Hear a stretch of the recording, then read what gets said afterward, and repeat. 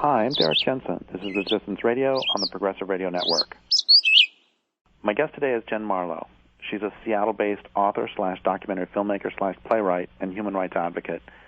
She's lived and worked in conflict resolution in Jerusalem, Afghanistan, Cyprus, India, Pakistan, and Bosnia-Herzegovina. Her films and books include Darfur Diaries, The Hour of Sunlight, One Family in Gaza, and I'm Troy Davis. We speak today about some of the problems in the U.S. judicial and penal system. So I guess my first question is, let's start with a small one. What's wrong with the U.S. judicial and penal system? Oh, yes, small question indeed. There's so much that's wrong from the bottom up, and if I were just to try to hit some of the main problematic areas. First of all, one of the core concepts of our justice system is supposed to be that everyone receives equal justice under the law. That phrase is actually engraved on the United States Supreme Court building. In reality, that doesn't happen. There is no such thing as equal justice. People of color receive different justice than Caucasian people. People with poverty, people who are poor, receive far less adequate legal services and far less justice than people with means. So the phrase equal justice under the law, although that's supposed to be a component or a key component of our justice system, doesn't happen at all.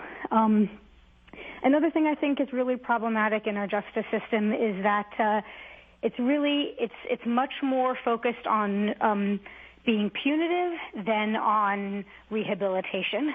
So rather than a system that's all about ultimately trying to get as many people as possible to be productive members of society, there's so much in our criminal justice system which really seems bent on not only punishing perpetrators, but punishing them in such a way that it almost guarantees recidivism, that it almost guarantees that they will continue to be marginalized in society and have, even after they've done serving whatever time they might have served in prison, their ability to be able to then re-enter society in a way where they can be productive and constructive members of society have so many burdens placed on them that makes that nearly impossible.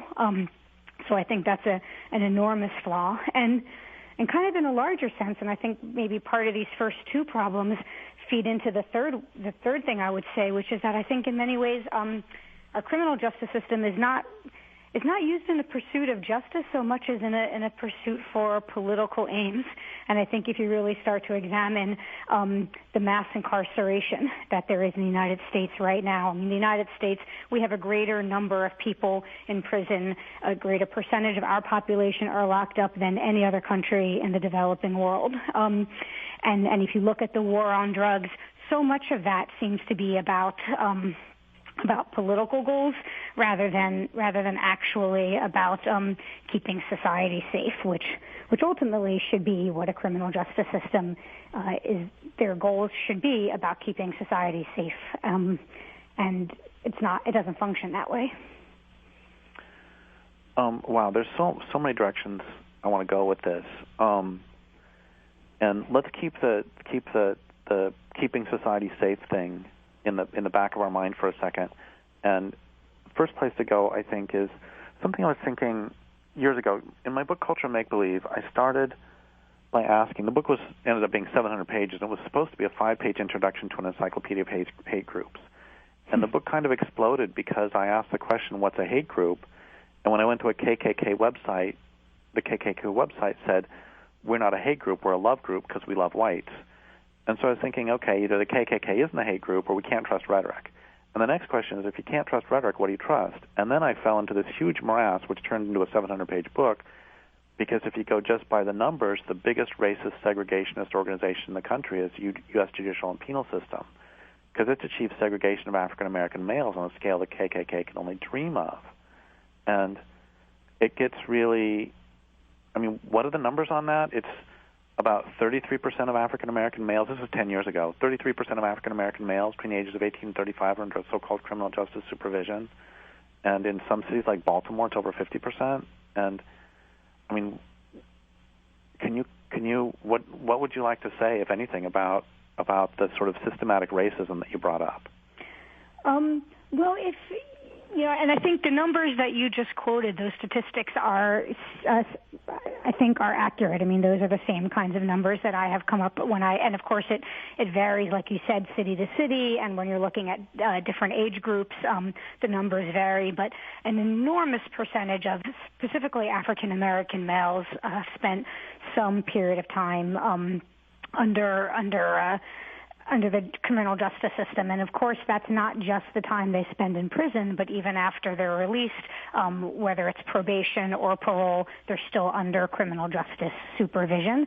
And I don't know if you've read, for example, Michelle Alexander's book, The New Jim Crow. She's got a very interesting analysis of it, which I've been thinking about a lot lately, which is that it's not just, in her analysis, this is not just an unfortunate byproduct of a system where racism has infiltrated into the system, but that it's actually designed to be that way, that it is, her book, The New Jim Crow, would argue that this is the new system of racial control that has replaced the old Jim Crow of official segregation in all aspects of life, and that it's through the criminal justice system, which really is now has the only legalized form of discrimination.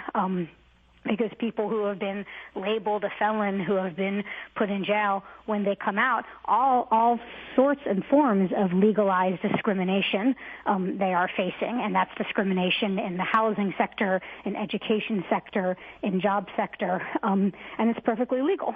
It's not perfectly legal because they are black. It's perfectly legal because they have been in prison, and so that is being used as the new form of racial control. So I don't think it's an accident that the war on drugs was waged very specifically on black and brown communities and not on white suburban upper middle class kids whose drug use is equal or maybe even greater than drug use in African American communities. I think I agree with Michelle Alexander that there is an element of this that is meant to have one aspect of society controlled by another based on race. So can you talk about some of those mechanisms for listeners who don't know about the differential treatment or differential laws really and also differential implementation of laws between people of color and white people in terms of the so-called war on drugs?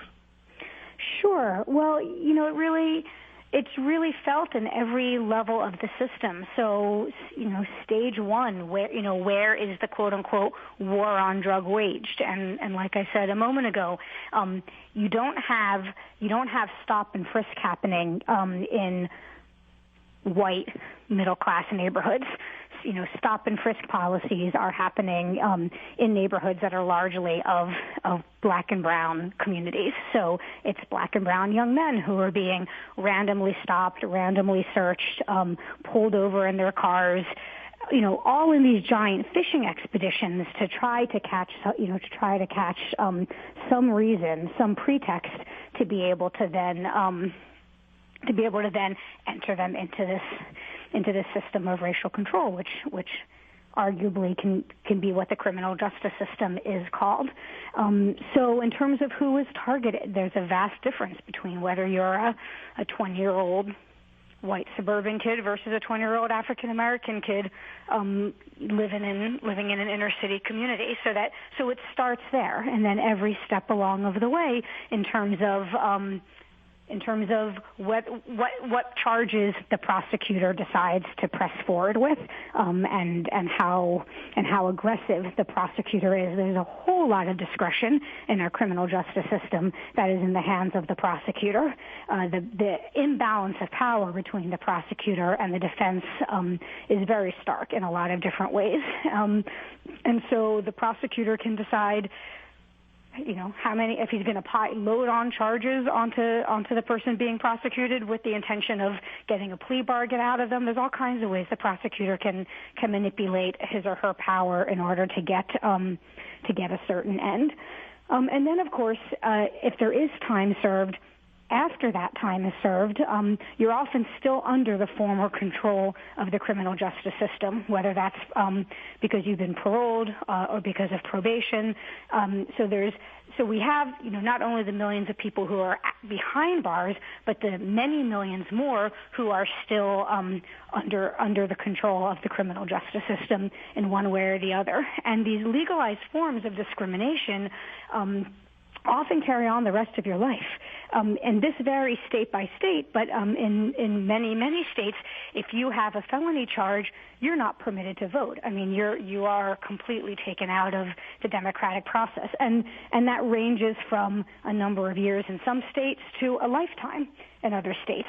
Your ability to seek public assistance for housing, for education, for food stamps, for all of these things that you think someone getting out of prison would be in a special need of as they're trying to re-enter society and get themselves going again in the world, you are barred. And again, there's some variation state to state depending on if these are state programs or federal programs, but it's perfectly legal to discriminate someone from being able to receive housing, education, all of those things that you need to be a productive member of society. And so it ushers you into this so many of our black and brown young men are ushered into a permanent status of being an undercast and being permanently pushed to the margins of society. It seems to me that system is not at all about, like I got back to in the beginning, all about trying to promote the safety and well-being of society at large, but trying to intentionally create this undercast and maintain it. I think what you're saying makes a lot of sense, and I think that's a lot of it. And I think one small factor, too, or maybe it's more than a small factor, is, I used to teach at Pelican Bay State Prison. I taught at both the supermax level and also at the minimum, the ranch, what's called the ranch level, the level 1 security, minimum security. I taught them too. And sometimes, I remember a couple conversations where, especially the level 1 prisoners would say, you know why we're in here? We're in here for job security for the guards, because the prison industrial complex is an incredible money-making machine, and you've got to have prisoners in order to feed it. And that ties into the racism and it's a nice dovetailing from the perspective of those in power, too, be able to dovetail social control and keeping an underclass along with making money. I mean, it's a win-win situation for those in power in that sense. Oh, absolutely. I agree with you 100%. The prison industrial complex is a big moneymaker, and you can see more and more states turning to privatized prisons, and they often get the more money, the more heads they've got. And so there's a lot of powerful interests who are stakeholders and want to see the prison system not only maintain what it is, but expand. They've got powerful interests that where they benefit, the bigger and larger the prison system is. So efforts to dismantle the system and replace it with something that actually works better if we're keeping societal safety as one of our primary goals, and B is far more compassionate and based, really looking at equal justice under the law and implementing that as a philosophy. Folks who are working to do that are up against some really powerful stakeholders who want to keep the system exactly as it is or expand it. Well, I know, like I mentioned Pelican Bay a minute ago, and that's in Del Norte County, the county where I live. And this is a pretty impoverished county, and I am entirely convinced that if you could wave a magic wand over every prisoner who is in the prison up there, and suddenly, the sociopaths would no longer be sociopaths, the drug addicts would no longer be drug addicts, the abusers no longer be, they're all going to be fine and wonderful people now. We have a magic wand that can do that. I guarantee that the county would fight to keep them all in prison simply because, honestly, the economy of this county would collapse if that influx of cash that goes to maintaining the prison were to disappear. And I'm not saying that, I mean, some of my students were sociopaths, and we need to be protected from them, some of them. We can talk about safety in just a moment. But even if you were able to magically turn them all into wonderful, cure them, or whatever word we want to use, the economy of this community is pretty much based on it. Oh yeah, and I don't think Pelican Bay is alone in that. I think there are small towns across the United States whose economy is based on the local prison, and so there's people whose jobs depend on it, and there's people who are getting very wealthy from it. And so, sure, if we could wave that magic wand, like you said, there would still be a lot of resistance to closing down those prisons. So let's talk about this. There's one more thing I want to hit before we talk about the safety, which is another concern. It's not merely equal protection under the law, but it's also who's the French philosopher who said that basically the law is equal for everyone because the rich will go to prison for stealing a crust of bread just like the poor will. Which, of course, isn't true, that the rich can steal crust of bread. But the point really is that the rich don't need to steal crust of bread. And the point is really that, I had one student at the prison who said that if he could change one understanding in the culture, it would be the notion of drug dealers in Armani suits, because he was arrested for drug dealing. And he said, honestly, drugs put food on my kid's table, because you try raising 2 children in Oakland making minimum wage at McDonald's. He said, you can't do it. So he was dealing to put food on the table. And that is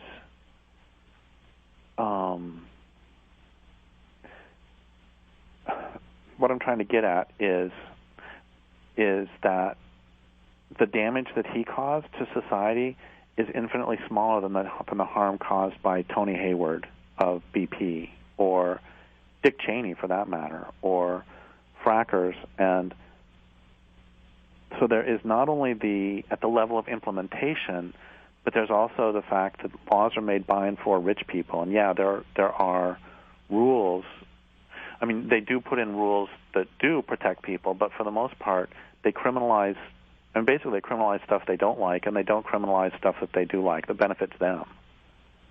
Absolutely. Well, I think there's 2 really important points that you hit on, and one is who's making the laws and for whose benefit, right? So these laws are made by the wealthy and the powerful and the privileged to protect their privilege and their wealth and their power. And so I think that's one of the very important points that you hit on. And then I think the other point, going back to the phrase equal justice under the law, the problem of lack of equality, of course, doesn't start with the criminal justice system. And when you're talking about, like the French philosopher you mentioned about the rich will go to jail for stealing a crust of bread, the same as the poor will. Well, the rich don't need to steal the crust of bread. That lack of equality is found in every single one of our systems. Our education system is far from equal. Job opportunities, both because that's based on education, but also access to be able to get to jobs, also not equal. Every single plank that our society or any society is based on, that inequality is found. So in terms of why are people on the streets selling drugs and what is the reason why that happens?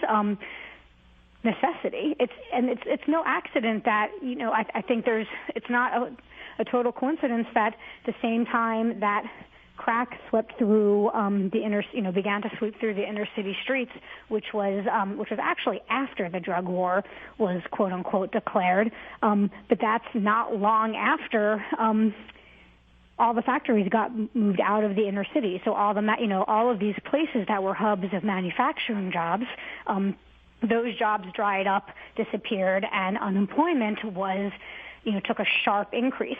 So it's not a coincidence that the timing of that is linked to when the drug problem became so acute in inner cities, and that all of that created this opportunity for the drug war to be able to demonize inner city youth and make people afraid of them, which gave them the political support they needed to begin rounding them up and to begin a program of mass incarceration. So we've mentioned the word safety a couple times, and you've mentioned the word safety a couple times. Can you talk about prisons in terms of public safety, and both as it is and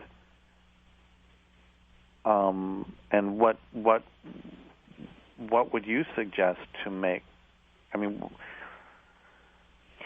well, just talk about safety for a minute. I'm not sure how to form it. Sorry, go ahead. No, go ahead. I'm sorry. I didn't realize I had interrupted you. Oh, no. I was just rambling, and I was the next thing I was going to say is my question is incredibly ill-formed, so please just take it however you want. And my answer might be equally ill-formed, but when I talked about public safety, I talked about it with the idea that in an ideal world, I would wish that our criminal justice system had that as its primary objective. That our objective is to keep society safe. And like I said, there's so many reasons why, when you look at how our system is implemented, what the system is and how it's implemented, it doesn't seem to have society's needs and people's safety as its, certainly not as its first objective, if it's even an objective at all. And if we're talking about structuring a system that is about first and foremost public safety, I think that's, again, it's not just looking at how we would need to change our criminal justice system, but it's all those other things that I mentioned as well. Education, access to employment, all of those things are what, healthcare, all of those things, environmental justice, all of that needs to be addressed because it's all connected to public health and to public safety. In terms of looking at the specific piece of the criminal justice system, I think it doesn't keep society safer to sweep away to basically lock away into cages mass numbers of people and then to reintroduce them, to unlock those cages some number of years later, giving people incredible burdens to be able to reintegrate in society. If there are people that do need to be removed from society because they are a danger to themselves or to others, and of course there are people who are a danger to themselves or to others, the goal should be, rather than punishment or punishment alone, rehabilitation. The ultimate goal should be to be able to successfully reintroduce as many people as possible to be constructive and productive and healthy members of society. And there's all kinds of models that are out there for how, in other cultures, for how that can happen. There are some really, there's a great issue of Yes magazine from a couple years back where they're looking at prison issues. And it was really fascinating to read about a lot of different restorative justice models, where the focus on the restorative justice models wasn't on punishment per se, but it was basically on healing what had been broken. If a crime is committed and there is injury, let's look at how to fix that injury. And with that being that being what was focused on, all kinds of other pieces fell into place around that, which often led to the person who had caused the injury taking more responsibility for that injury, being involved in the reparation of that injury, and then being far less likely to re-injure. And so models are out there in a lot of cultures and a lot of societies that we could draw wisdom from, but I think we've got the very wrong thing at the center of our system if our system is ideally about reducing the injury that happens and preventing re-injuring from happening. So I don't disagree with what you just said, and I think it's really important. And whenever I think about restorative justice, a concern I have is that I think about how rape victims or rape survivors are so often treated by the whole criminal justice system, and how rapists, only 6% of rapists even spend one night in jail, and how every excuse is made for perpetrators of abuse. And so part of my, I think where I'm going with this is that the criminal justice system in all ways manifests the larger imperatives. I don't think you disagree.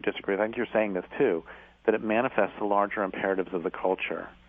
And when you have a racist culture, you end up with a racist criminal justice system. And when you have a system where the rich do as they please and the poor shift as they must, you end up with a really classist criminal justice system. And when you have a really misogynist system, then you're going to end up with, it's like I interviewed Judith Herman years ago, and I asked her if rapists generally believe their lies, or general perpetrators of abuse. And she laughed and said, we really have no idea, because the only perpetrators of abuse who ever get caught are either those who are incredibly unlucky or completely incompetent.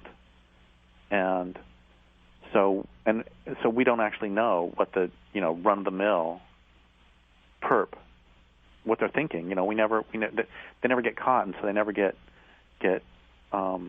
studied, as it were. And so I'm all for restorative justice, but do you see where I'm trying to go with this?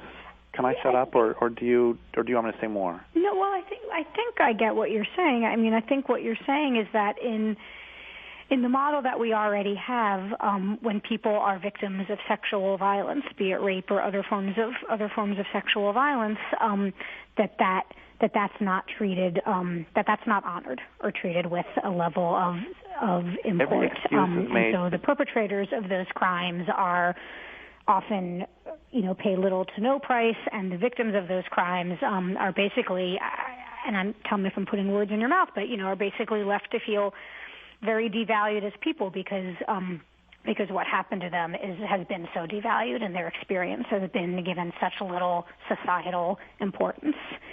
And obviously, and correct me if I understood any of that incorrectly. But when I'm talking about restorative justice, the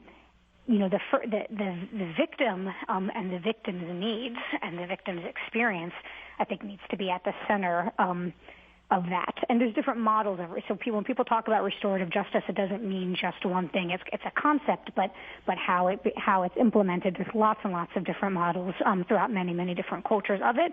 But I think if we just I think it requires a shift in many of our societal values, and it requires a shift in how we value each other as human beings. And as part of that shift, I think it means needing to honor people who have been victimized by sexual assault, and needing to recognize that is an attack, and that people who have suffered and lived through rape and other forms of sexual assault are victims of violence, the way someone who has lived through a beating or been shot or other things that society recognizes more clearly as unacceptable violence. And so I'm not sure that that restorative justice would take any of that away. I think, again, there's all these different models of restorative justice, but it's putting in the center the harm that was done and trying to address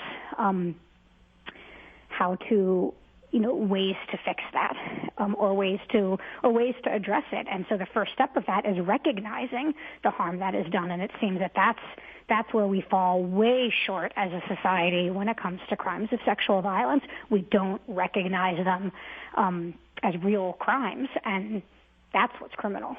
Okay, I really like what you're saying, and I think, okay, and let me know if you disagree with this, but it seems to me that in some ways, I mean, this is. I think we already have and in some ways it's just so obvious what I'm going to say now, that there's a two-tier system of justice already in place, which is if you are a member of one of the oppressor classes, chances are you're going to get, at every step of the way in the system, you will get your level of culpability, etc., will get diminished. And if you are a member of an underclass, you're not going to catch those breaks at every step. So if you are a white male senator in Washington, D.C., you can get away with much more. And there will be a form of restorative justice for you, probably, because you will be rehabilitated. You know, you can take $1 bazillion in bribes, and 2 years later, you know, you're a lobbyist in good standing. And if you're a poor person, you're not going to catch any of those breaks. So I guess all I'm getting at is it makes me nervous. Restorative justice makes me nervous because just like everything else, it can end up getting abused by those in power. But the same thing is true for retributive justice. The same thing is true for anything. It's going to end up abused by those in power within the system.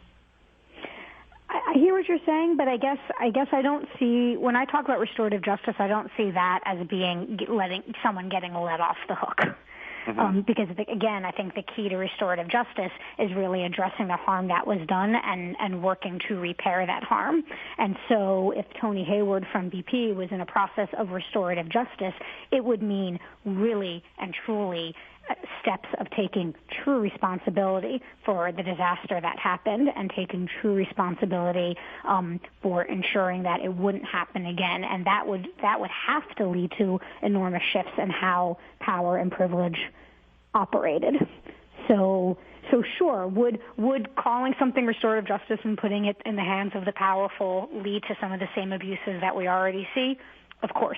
But if we're talking about true restorative justice, part of that model is about really addressing the harm done and finding ways to heal that.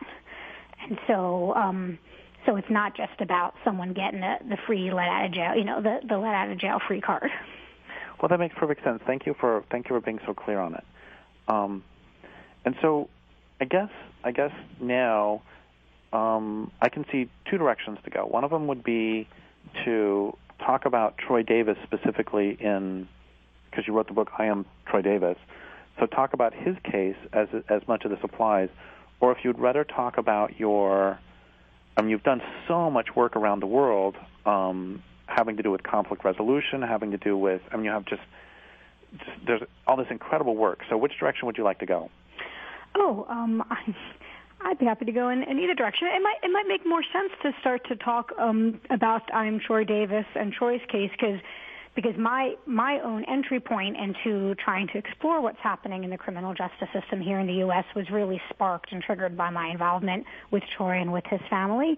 Mm-hmm. And that led me to an exploration of the death penalty as it's practiced in this country and worldwide, and then that, in many ways, what was revealed to me is that the death penalty is really the sharp edge of what's so broken in our criminal justice system at large. So that might be the more organic flow. Okay, so let's go that direction. So who was Troy Davis, and what was wrong with the case against him? What was it that brought you into that? What happened? I think we can't presume that people know who he is. An African-American man in Savannah, Georgia, and in 1989 he was arrested for the murder of a white police officer in Savannah, Georgia, whose name was Mark McPhail. And in 1991, Troy was then convicted and sentenced to death. When I first learned about Troy's case, it was years later. It was 2007, and it was after he had just survived his first execution date. Georgia had determined to execute him on July 17th, 2007, and less than 23 hours before that, Troy was given a stay of execution. And I heard his older sister, Martina, speak on the program Democracy Now! About this narrow escape that her brother had had. And she began to talk about her brother's case and his strong case of innocence.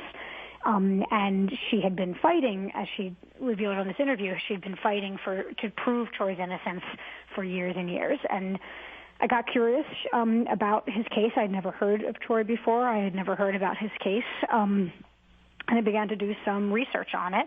And there had been a report recently put out by Amnesty International, so I found that report, and then so many of the details in this case were summarized in that report that made it really pretty clear to me that a travesty of justice had been done, and that and the more that started my involvement, and as it went on, I got deeper and more involved, learned much more about the case, and it appeared to me so starkly evident that whether or not someone was going to stand up and say that there was evidence that proved Troy's innocence, there was no way to deny that there was a mountain of evidence that led to doubt about Troy's guilt. At the very least, there was enormous doubt about his guilt, and a mountain of evidence that pointed towards his innocence.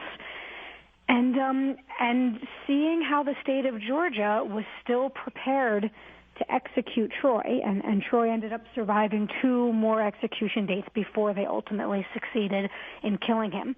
But what was so highly disturbing, I think, to people all over the country who followed his case, and there were thousands and thousands of them, I think what was so disturbing was the idea that the state of Georgia, despite all this evidence, was so comfortable proceeding with this decision that had been made back in 1991, and that there was no willingness for them to step back, re-examine, try to assess if a mistake had been won, that there was far more investment in rolling forward than there was in admitting that enormous mistakes may have been made. And what I learned through my involvement in Troy's case is that Troy's case is not the exception. And that's perhaps the most disturbing thing of all. If we could hold Troy's case up and say, 1 in a million times something like this happens, this travesty of justice occurs, that would be one thing. But what was really revealed to me, and I think revealed to a lot of people who followed his case, was that Troy's case was emblematic of something that happens again and again and again. And like you were talking about, racism has a lot to do with who ends up in Troy's position and who doesn't. Classism, economics, has a lot to do with who ends up in Troy's position and who doesn't. And, the death penalty, like I called it the sharp edge because, the punishment is irreversible. And so that's, that puts into much starker relief the problems which are endemic throughout our entire criminal justice system, and which Troy's case in many ways is emblematic of.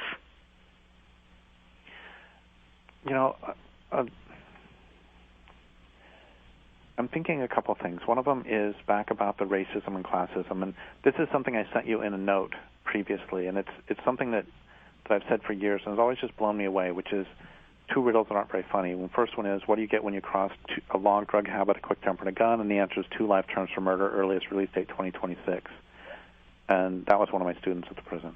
And the other one is, what do you get when you cross 2 nation states, a large corporation, 40 tons of poison, at least 8,000 dead human beings? And the answer is retirement with full pay and benefits. And, it's extraordinary to me that, once again, the wealthy can literally get away with murder, and the poor, even if there is a decent chance that the person didn't even do what they were accused of doing, still is quite possibly going to end up paying with their life. Well, absolutely, and I think in many ways it gets back to what we were discussing earlier, which was who makes the laws and whose benefit are they made for?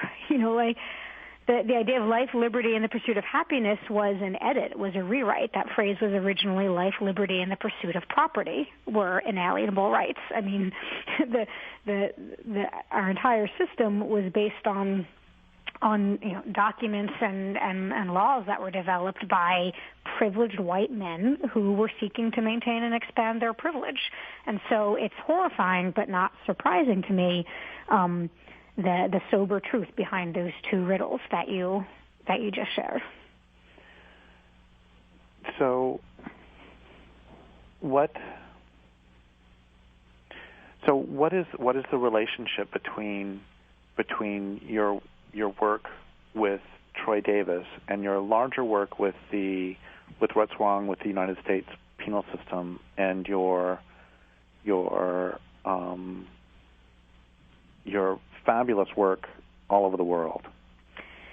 Well, if I were to talk about a connecting thread or a connecting link, I think what ultimately I'm trying to do is use, and whether this is in my writing or documentary filmmaking, is trying to use my camera or my pen as a platform for people to tell their own stories. And the kinds of stories that I'm looking to try to amplify in those ways are stories of people who are resisting oppression and injustice and marginalization, and their method of resistance is with absolutely awe-inspiring dignity and humanity. And those are, I think that would be the common link of all the places that I've traveled and the people that I've met and the stories that I've tried to help amplify. So we have about 4 or 5 minutes left. Can you give? Okay, I got two questions. First one is, can you give a couple examples of this really dignified and meaningful resistance that you're talking about? And then the next question after that is going to be, what do you want people to do? What do you want them to take away from this interview? What would you like for them to take away and do?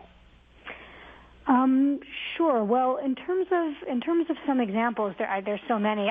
One that's just in my brain at the moment is I was in Bahrain about a year and a half ago, and I was filming I was kind of embedded myself with the pro-democracy activists who are fighting for democracy. They're trying democracy, human rights, freedom of speech, all of those things. And there was a boy who we saw get shot in the head with a tear gas canister by the riot police, and it cracked his skull open. And the boy couldn't be taken to a hospital because the hospitalized in Bahrain are militarized. If he was taken to a hospital, he definitely would have been arrested, even at the age of 13, and likely imprisoned for having been even at a demonstration. And so there's these series of underground clinics that are in Bahrain, which are basically just people's apartments that nurses and doctors are kind of on call to be able to try with the scantest supplies to treat these type of injuries. And what was so striking to me were these nurses who were risking their own well-being, because medical professionals in Bahrain have been arrested and tortured for treating injured protesters. And these nurses who, as their form of resistance, were making sure that even at great risk to themselves, that their injured children were going to be treated and were going to be cared for. And despite the risk that they were taking themselves. And one of the images in my brain, when I was filming that, I couldn't film anyone's face, of course, because I would be putting them at great risk if their identity would be concealed. So I was filming the hands of these two amazing women as they were stitching up this boy's head without anesthesia, without it was really like a needle and thread. But just seeing their hands, gently and swiftly and skillfully stitching this boy's head back together, and making sure that he was going to be treated and that he would still have a chance of having a future as a whole and healthy child. That's just one of the many examples of incredible resistance that I have encountered. I was at a wedding in Darfur years ago. We were in a rebel-held area that had been just bombed to smithereens by government Antonov airplanes, and the airplanes returned earlier that day. People were terrified that the bombing campaign was going to begin again, but yet they insisted on having that wedding that night. And that wedding and the dancing and the singing and the celebrating, that was a form of resistance. That was a way of people in that village saying to the government of Sudan, you cannot make us disappear. You cannot erase us. We are going to continue to be here. We will celebrate. We will get married. We will have children. So there's so many incredible examples of the form of resistance that I'm trying to document and trying to amplify. In terms of what people can do to get involved, I'm always reluctant to try to give a prescriptive like ABC to-do list because I think that there's, it will always fall. It will always be overly simplistic given the nature of what we're facing in our world. I think the main thing I would do, we've talked about sort of shifts in how things are perceived. I think we need massive paradigm shifts, and the only starting point I see to that is all of us beginning to ask the question of how am I involved in the injustices that are being perpetrated in the world, and whether we're choosing to be and whether we want to be, we are involved.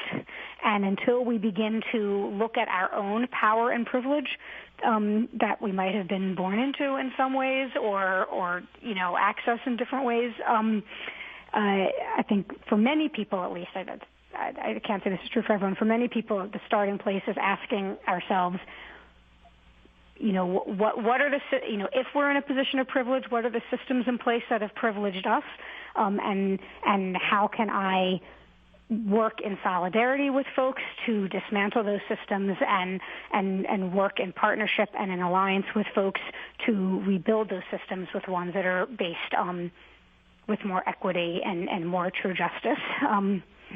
For folks who are already in the position of being on the receiving end of that, and are not in the position of power, where power and privilege has privileged them in any way, then I think a lot of those folks are already doing the work, because in many ways just living and breathing and continuing to survive under those conditions already in many ways is a form of resistance. And I think it's about then linking those struggles together, linking all the different struggles together to look at the bigger picture and find out how we can struggle with each other to really create that paradigm shift.